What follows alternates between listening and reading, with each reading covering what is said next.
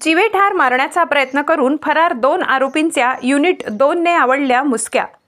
नाशिक दिनांक 6/8/2025 रोजी Deolali camp police station येथे गुन्हे रजिस्टर नंबर 81/2025 भारतीय न्याय संहिता कलम 109, 118 1, 115 2, 351 2, 352 3, 5 प्रमाणे दाखल गुन्ह्यातील आरोपी निष्पन्न करणे संदर्भात पोलीस उपआयुक्त यांनी गुन्हे शाखा युनिट 2 कडील अधिकारी व अंमलदार यांना आदेशित केले होते।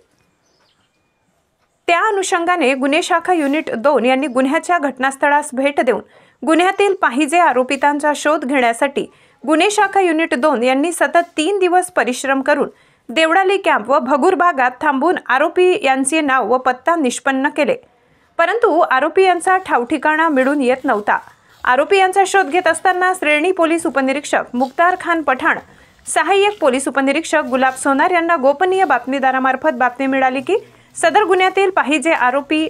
अलबक्ष अली कुरेशी हा पंढरपूर वाळुंज भागात गुन्हा करून पळून गेला असल्याची गोपनीय माहिती मिळाल्याने क्राईम युनिट 2 चे प्रभारी अधिकारी पोलीस निरीक्षक हेमंत तोडकर यांनी टीम छत्रपती संभाजीनगर येथे आरोपीचा शोध घेण्यासाठी रवाना केली। श्रेणी पोलीस उपनिरीक्षक मुख्तार खान पठाण, सहाय्यक पोलीस उपनिरीक्षक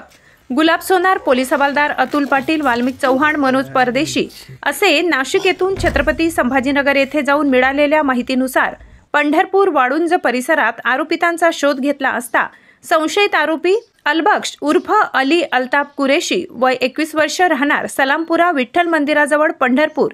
छत्रपती संभाजीनगर याला जेरबंद करून गुन्ह्याचे अनुषंगाने विचारपूस केली असता त्याने गुन्हा केल्याची कबुली देऊन गुन्ह्यातील साथीदार आरोपी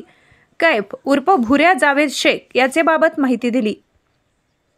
कैफ उर्फ भुऱ्या जावेद शेख वय 21 वर्ष राहणार खोडेमडा साईबाबा मंदिराजवळ उपनगर नाशिक रोड नाशिक यालाही सापळा कारवाई करून जेरबंद करून दोन्ही आरोपी यांना गुन्ह्याच्या अनुषंगाने विचारपूस केली असता त्यांनी गुन्हा केल्याची कबुली दिली आहे। तरी दोन्ही आरोपी यांना पुढील कारवाईसाठी देवळाली कॅम्प पोलीस स्टेशन येथे हजर करण्यात आले आहे।